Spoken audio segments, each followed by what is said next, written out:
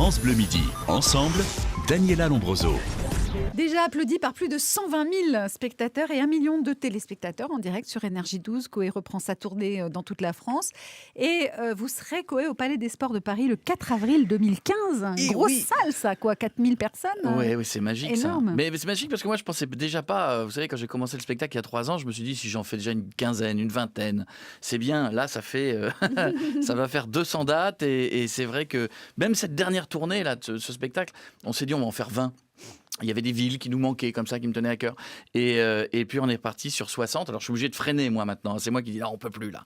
Mais le Palais des Sports, ça va être magique, ouais. C'est un grand plaisir pour quelqu'un qui est à la radio, même si vous avez du public souvent dans vos émissions de radio, mais de pouvoir être confronté comme ça à un vrai grand public dans une salle de spectacle. Oui, c'était aussi un défi de faire un vrai spectacle. C'est-à-dire que je voulais que les gens qui viennent, qui m'aimaient bien d'avant, de la radio, de la télé, soient heureux en sortant.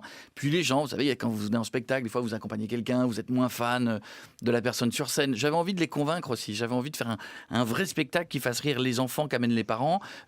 Parfois, il y a des plus vieux qui viennent. C'est parfois ceux qui se lèvent à la fin du spectacle plus vite pour applaudir parce qu'ils sont surpris. Ou pour partir. Jamais. Jamais. Les gens, vous savez que les gens, c'est un truc de dingue. Le spectacle, là, en ce moment, je le vois en tournée, dure plus longtemps que prévu parce que les gens donnent beaucoup. Moi, je donne beaucoup. On improvise, on est bien, on a du mal à se quitter. C'est le Francis Lalanne de l'humour. Moins long. Alors le pitch, Sébastien Coé, vous avez été écrasé par un bus. Dans vous les devez coulisses. vous retrouver au purgatoire et vous remontez le temps pour retracer les étapes fortes de votre vie pour voir si vous méritez ou pas une place au paradis. Oui, parce que je suis persuadé que je vais aller au paradis. Pourquoi je n'irai pas ? Et en fait, j'arrive et en fait, je meurs trop tard et je me retrouve bloqué par la Sécu. Étant persuadé que je vais aller au paradis, on me dit non que pour l'instant, vu mon dossier, je vais aller de l'autre côté. Et je dois revenir sur effectivement ma vie, ma première petite copine, même les enfants, ma vie de tous les jours, etc. La notoriété, je passe partout, les régimes, enfin mon adolescence, et à chaque fois. Je ne peux pas m'empêcher d'aller trop loin, ce qui fait évidemment beaucoup rire les gens, mais ce qui fait que moi, je repars de l'autre côté à chaque fois. À chaque fois et à la fin. Ah ben à la fin, il faut venir.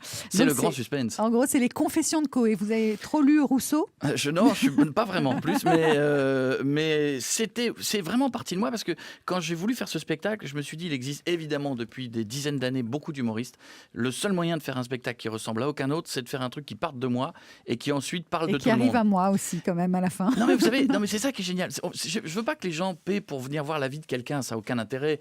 C'est tout l'inverse, c'est-à-dire que ça part de moi, mais ensuite je vois que les gens dans la salle se donnent des coups de coude à tout âge en se disant, t'as vu ? Ça, c'est toi hier soir.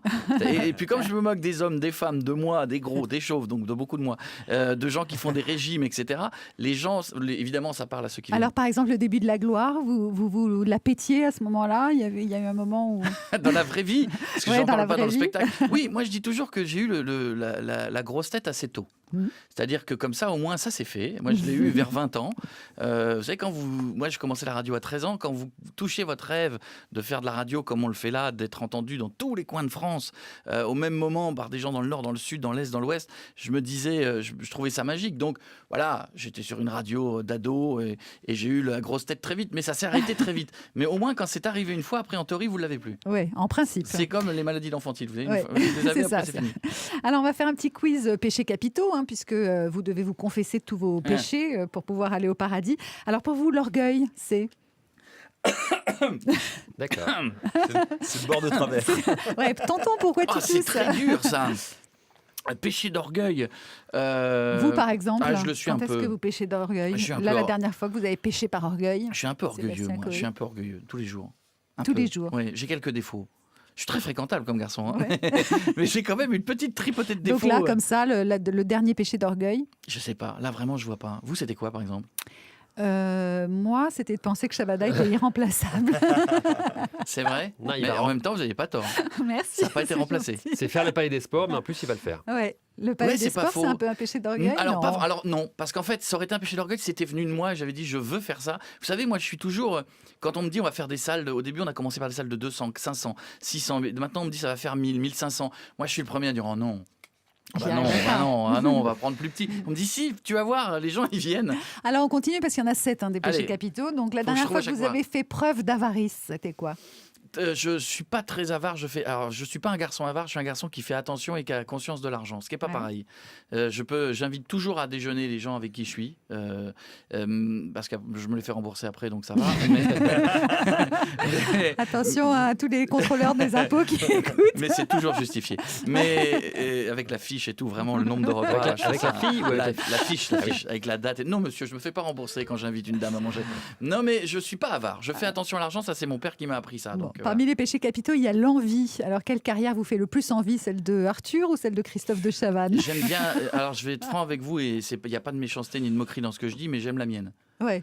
Je préfère la mienne. Ça, c'est le péché d'orgueil. Donc, non, je suis réaliste. Non, si vous me demandez mon avis, je préfère à ma vie, à moi, et ce que j'ai réussi à faire, et les rêves que j'avais à faire, et les réussites que j'ai réussies dans ces rêves. La colère, vous connaissez? Pas tant que ça, moins qu'avant. Vous savez, les gens qui bossent avec moi le savent, je suis colérique très court, très fort. Vous savez, le singe qu'on voit dans les documentaires animaliers, le gorille, qui prend un arbre et qui commence à taper par terre, et puis après il se rend compte que c'est ridicule. Ou sa femme, parfois, non, qui jamais. la tape. Non, le gorille tape par terre. Et une fois après, il se dit, bon, j'ai fait un truc ridicule. C'est un peu moi. C'est-à-dire que je vais m'énerver une minute, les gens autour de moi, je les vois, ils se tapotent le bras, ils se disent, ça va pas durer longtemps. Et à la fin, c'est fini et j'en veux jamais à personne.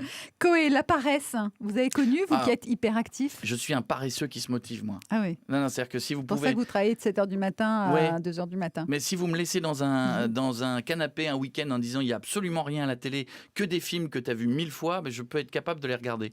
C'est-à-dire que j'aime le fait de ne rien faire, mais en fait, je me motive pour être dans l'inverse. Et le meilleur pour la fin, évidemment, le 7e péché capital, la gourmandise. Oui, mais ça se voit. Vous êtes d'accord avec cette phrase? Que la gourmandise fasse partie des 7 péchés capitaux me fait douter des 6 autres.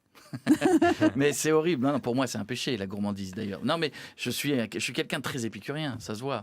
Mais très raisonnable par contre. C'est-à-dire que je bois pas d'alcool, je fume pas, etc. Mais j'aime bien les bonnes choses de la vie. Voilà, j'aime bien être gourmand de pas mal de choses. C'est Sébastien Coé qui est gourmand de pas mal de choses. Il est donc gourmand aussi à table, j'imagine. Il partage votre pas du tout, repas. madame. Enfin. Il partage votre repas aujourd'hui dans France Bleu Midi ensemble à suivre. Allô les stars avec Thierry Garcia. France Bleu.